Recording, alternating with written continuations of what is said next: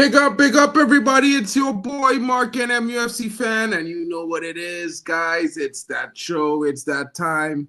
It's the time of the day where we talk about all things Manchester United and all the possibilities that are possibly going to take place this weekend. Because, you know, guys, it is that match weekend. And, of course, we have Nottingham Forest tomorrow at 5:30 UK. It's going to be a big game. United need 3 points if we are going to keep our chase on getting a reasonable position in the league, as well as the comfort knowing that we are not under the pressure. As you can see, there's been a few upgrades to the background. You can tell me if you like it or not. Let me know your thoughts on that as well. Of course, your boy was in Manchester for 2 games, not just one. Had an enjoyable home victory for my birthday against Everton. It was 4-0.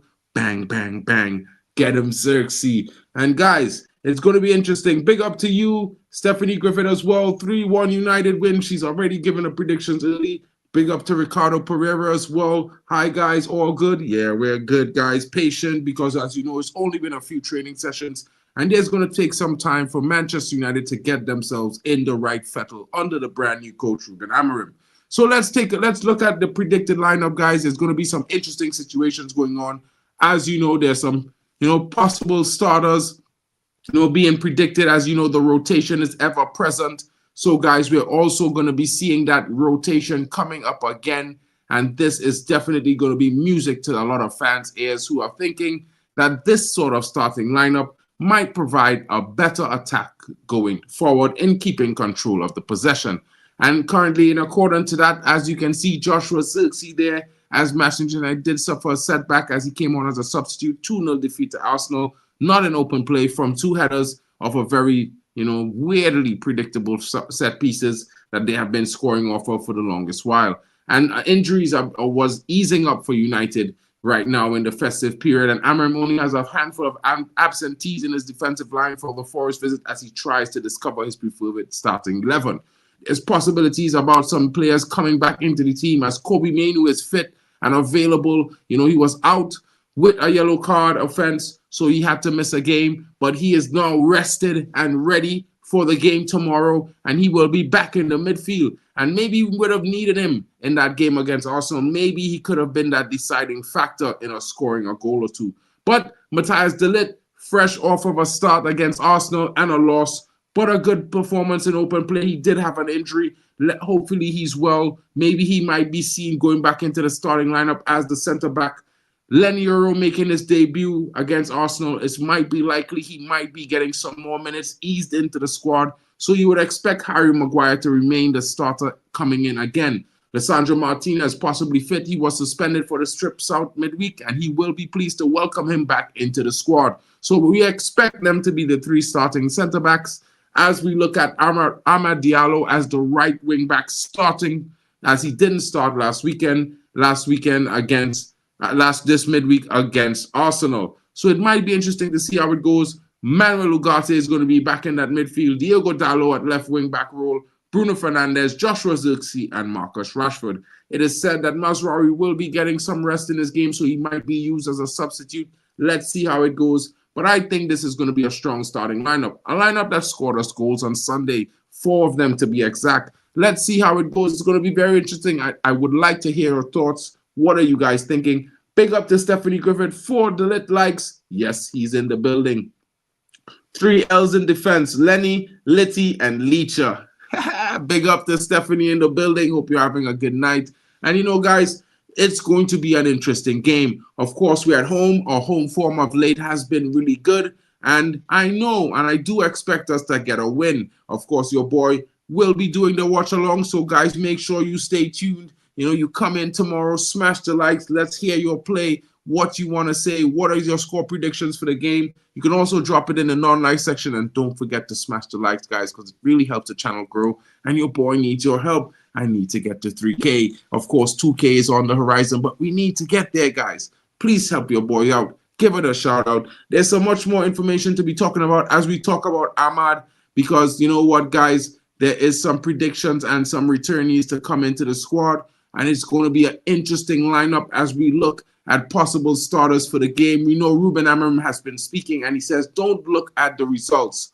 Look at the performances. And I can agree with him on that. because I've been saying it for a long time. United is not ready. We are that team that we're building, and we need to see a building up of performances and consistency with that. We're starting to see some consistent, good defending, in most parts, in open play as well. We're seeing a more structured team that's more compact in their defensive shape, and that's interesting for me. It's very positive.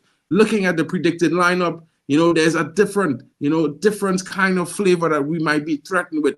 Anthony Elanga is returning. The likes of Gibbs White, Nico Williams. These guys are going to pose a threat to Man United. We all see them, and none other than Tyrone Aroni. He is suspected to be fit for the trip, and it's going to be interesting to see how we react to them. But not only that, how they react to us, as we have seen some good performances from the likes of Ahmad, as well as other players. Rashford didn't have a good game the last game, but he might have a better game.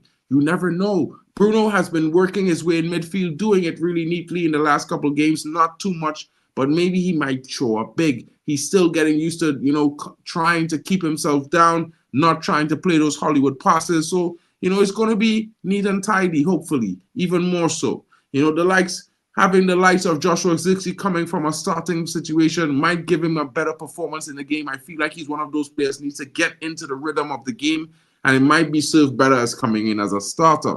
It's going to be interesting because Forest remain the only side to have defeated league leaders Liverpool in the opening 14 matches, remarkably so doing it at Anfield in just the 4th game of the term. They currently sit in 7th place heading into the fixture after a string of lackluster results, having conceded 3 goals in their last 4 games. The East Midlands outfit most recent win was a narrow 1-0 victory at home to Ipswich Town. On Wednesday, they handed Manchester City their first 3 points after a 7-game winless losing streak, losing 3-0 at the Etihad. So Forest are not in their best shape, guys. Man United, we can definitely hit them where it hurts. We can get in and do a good job. Woods, they are no mugs, 100%, they are no mugs. Yeah, the other Nico Williams, they're no mugs. There are no mugs. We cannot take them lightly, Steph, that's for sure.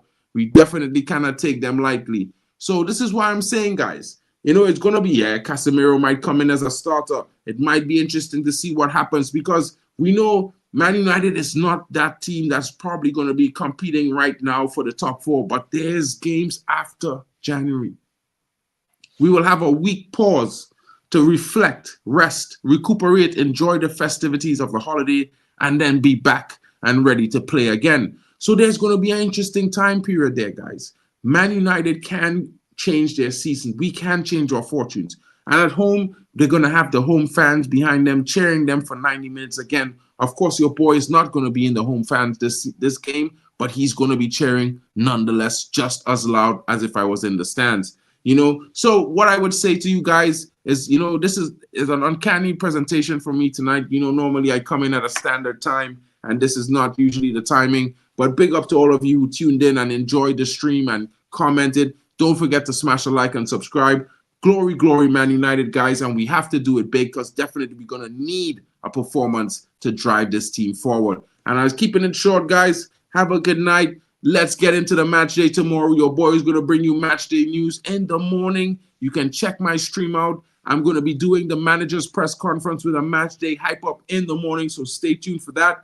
But big up to you guys. And thank you for joining me. It's been your boy, Mark, and MUFC fan. And you know what it is. Man United win. I'm thinking 4-0 at home. Big up to the Reds. Up the Reds. Let's go. Glory, glory, man.